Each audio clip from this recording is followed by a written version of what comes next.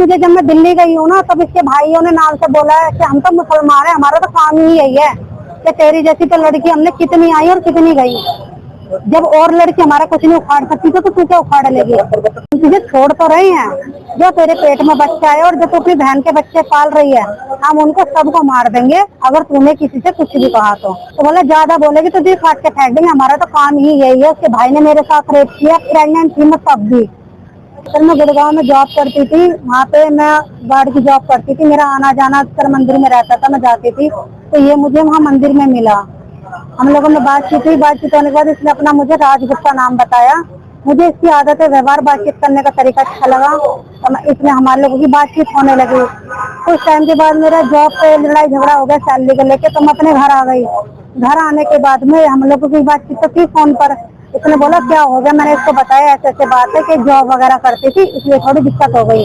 तो इसने बोला कोई बात नहीं, मैं तुम्हारी जॉब लगवा दूंगा, ठीक है। और मेरी बहन एक्सपायर हो गई थी डिलीवरी में, मैं उनके बच्चे पाल रही थी, उनके बच्चे पाल रही थी मैं। तो क्या नाम है, इसने बोला कोई बात नहीं, तुम परेशान हो उन बच्चों को पालने में और ड्यूटी वूटी में लगवा दूंगा, तुम्हारी हर तरीके से सहायता करूंगा, हेल्प करूंगा। मैं इसकी सर बातों में आ गई, इसने मुझे मिलने के लिए बुलाया, मैं मिलने के लिए गई। इसने ये रामपुर हाईवे है, मुझे वहाँ लेके गया गाड़ी में। इसने मेरे साथ गलत हरकतें करने की कोशिश करी, मैंने इसका मना करा, मैंने कहा जो भी करना शादी के बाद करना। बोला कोई बात नहीं, शादी में तुमसे करूंगा। मैंने कहा ठीक है भाई, शादी वादी के लिए जब इसने मुझसे कह दिया कि शादी करेगा, शादी को झांसा देता रहा, हम लोगों में सब बातें हो गई। मुझे कुछ टाइम के बाद पता लगता है कि मैं प्रेग्नेंट हूँ, तो मैंने इसको बताया कि भाई मैं प्रेग्नेंट हूँ। इसने बोला कि बच्चा गिरा दो, मैंने मना करा, मैंने कहा बच्चा मैं नहीं गिराऊंगी, मुझे शादी करो अब तुम। तो ये बोलने लगा कोई बात नहीं, हम लोग ना लाल मंदिर में शादी कर लेते हैं, उसके बाद में लीगल कोर्ट में चल के करा लेंगे, अभी मेरा पैसे का बजट नहीं है।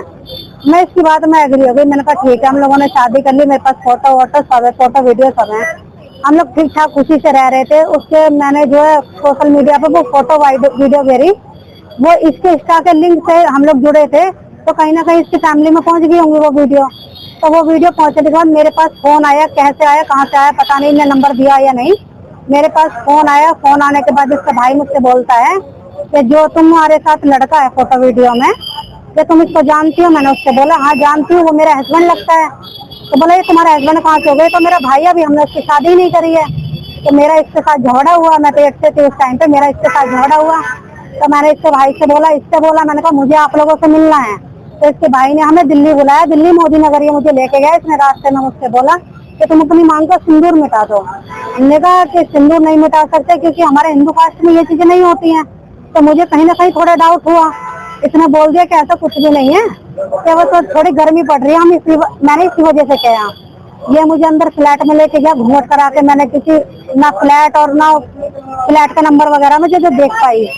अंदर से पहले से 3 से 4 जने बैठे थे, जो हमारे रीति रिवाज में होता है पैर छूना, हमने वो किया। इन लोगों ने मुझे अंदर कमरे में बैठा दिया। बैठाने के बाद में इसका 2-4 मिनट के बाद भाई आता है, गंदी गंदी हरकतें करता है। मैंने इससे बोला देखो तुम्हारा भाई में सब गलत हरकतें बोल रहा है। तो बोला ज्यादा बोलेगी तो दिल काट के फेंक देंगे, हमारा तो काम ही यही है। उसके भाई ने मेरे साथ रेप किया, प्रेग्नेंट थी मैं तब भी, कि आगे से नहीं होगा तो आप समझदारों के ऐसे क्या हो जाएगा। इन लोगों ने मेरे साथ उस टाइम पे भी गलत काम किया। इसके लिए भी अकरम नाम है उसका, इसका मोहम्मद कयूम राजगुप्ता। वो मेरे पास विजिटिंग कार्ड भी है मेरे पास। हाँ जी, वहाँ से आने इसने बोला कि मैं चीखी चिल्लाई वहाँ पे, तो आस पड़ोस के इकट्ठे हुए, तो इन लोगों ने मुझे छोड़ दिया। छोड़ने के बाद ये बोलते हैं कि हम तुझे छोड़ तो रहे हैं, जो तेरे पेट में बच्चा है और जो तू अपनी बहन के बच्चे पाल रही है, हम उनको सबको मार देंगे अगर तूने किसी से कुछ भी कहा तो। मैं डर गई, मैं सहम गई, मैं किसी से कुछ कह नहीं सकती थी क्योंकि मैं पेट से थी, मैं कमाने भी नहीं जा सकती थी इस टाइम पे। घर से मैं थोड़ा गरीब हूँ, इस वजह से। आपका नाम गलत बताया? हाँ राजगुप्ता नाम बताया। हाँ जी, राजगुप्ता नाम बता करके कि मेरा क्या बोला? कि मेरा नाम राजगुप्ता है। हाँ, और क्या मैं अनाथ हूँ, मेरा कोई भी नहीं है, ये चीज भी उसने मुझसे बोली। पता कैसे लगा? ये मुझे जब मैं दिल्ली गई हूँ ना, तब इसके भाइयों ने नाम से बोला है कि हम तो मुसलमान हैं, हमारा तो काम ही यही है कि तेरी जैसी तो लड़की हमने कितनी आई और कितनी गई। जब और लड़की हमारा कुछ नहीं उखाड़ सकती तो तू क्या उखाड़ लेगी? इन लोगों ने मुझे जबरदस्ती धर्म अपनाने के लिए बोला कि तुम धर्म अपनाओ, जो इनके में मांस खाते कि 5 कलमे होते हैं इन लोगों में, मुझे 5 कलमे पढ़ाए गए कि तुम ये पढ़ो। मैंने ये समझौता करने से मना कर दिया तो ये मुझे मारने लगे। ये मुझे उस वक्त छोड़ के चला गया। छोड़ के जाने के बाद में इसके भाई ने मुझसे फोन पे ये भी बोला कि तुम्हें निकाह करना पड़ेगा। मैंने कहा भाई हमारे हिंदू जात में निकाह नहीं होता तो हम निकाह कैसे कर लेंगे। तो ये उसके बाद में मुझे छोड़ के चला गया। जब उसके बाद में ये आया जब मेरे लड़की पैदा हो गई है, इसकी फैमिली आई तो ये बोलते हैं कि लड़की क्यों पैदा हो गई, लड़का क्यों नहीं हुआ। मैंने बोला ये तो मेरे हाथ में नहीं है भाई, बेटा और बेटी तो सब ऊपर वाले की देन है। तो बोला अगर तू इन लोगों ने मेरा गला दबाया उस टाइम पे, लड़की का भी मेरा भी। उसके बाद में उसके घर वाले बोलते हैं अगर तुझे हमारे साथ रहना है तो तुझे अपना धर्म चेंज करना होगा, नहीं तो हम तुझे जान से मार देंगे। मैं उस टाइम चुप लगाती रहती कि छोटी बच्ची थी, मैं कहीं जा नहीं सकती थी और फिर मैं जच्चा भी थी। मैंने कुछ टाइम इन्होंने फिर मैं जब मेरी लड़की 2-3 महीने की हो गई तो मैंने इनसे बोला मैं पुलिस कंप्लेंट करूंगी, तुम लोग मेरे साथ ऐसे ऐसे करते हो।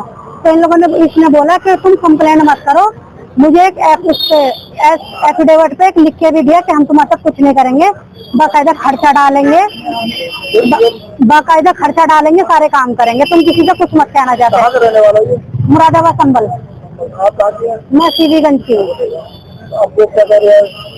अब वो क्या नाम है मेरे को, अभी मैं यहाँ पे प्रेग्नेंट हो गई आकर के, ये मुझे दवाई खिला के फिर भाग गया मार्केट से। अब आप क्या चाहते? मैं ये चाहती हूँ कि इसको सजा मिले। देखो मेरे साथ भी गलत हुआ है, मेरी 1.5 साल की बच्ची है, उसका नाम राधिका है, मेरा नाम ज्योति है। उन्होंने बोला कि बच्ची का धर्म अपनाओ, बच्ची का नाम रखो रीदा फातिमा और तुम अपना नाम रखो निशा। मैंने मना कर दिया, मैंने कहा मैं ये चीजें नहीं कर सकती हूँ जी। धमकी दे रहा है? हाँ कि तुझे मार देंगे, तुझे काट देंगे, तुझे फ्रीज में रख देंगे काट के, अगर तूने कोई भी एक्शन लिया तुझे, तेरे घर वालों को, तुझे तो बच्चों को सबको जान से मार देंगे।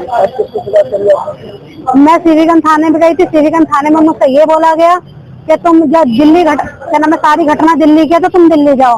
मैं दिल्ली कैसे चली जाऊँ, दिल्ली में मुझे अपनी जान का खतरा है इन लोगों से। यहाँ मैं बड़े साहब के पास गई हूँ, यहाँ पर मैं कंप्लेंट दे के आई हूँ, उन्होंने बोला कि तुम थाने में जाओ हम देखते हैं। मैं ये चाह रही हूँ इस लड़के को सजा मिले जैसे इन्हें और 10-11 लड़कियों को फंसा रखा है। और मेरा ये फोन वोन भी ले गया मुझे मारपीट के यहाँ से। हाँ जी सब हिंदू लड़कियां हैं। मुझे ऐसे पता लगा कि गुड़गांव में आया, लड़ाई झगड़ा हुआ, उस दौरान इसका फोन मैंने छीन लिया था। जब उस फोन में से मैंने रिकॉर्डिंग, मेरे पास सब कुछ था मेरे फोन में, ये मेरा फोन ले गया। उस लड़कियों से मेरी बात हुई है, मैंने अपनी शादी की फोटो वीडियो सबको बताया। मैंने इसके नंबर, इसके फोन में जितने नंबर थे मैंने सबको बताया फोन करके कि ये लड़का धोखेबाज है, मुस्लिम है, ये ऐसी लड़कियों को फंसाता है और ऐसे उन्हें बाद में मार देता है जान दिए। हाँ और ये लड़का मुस्लिम है, मैंने सब लड़कियों को बताया है।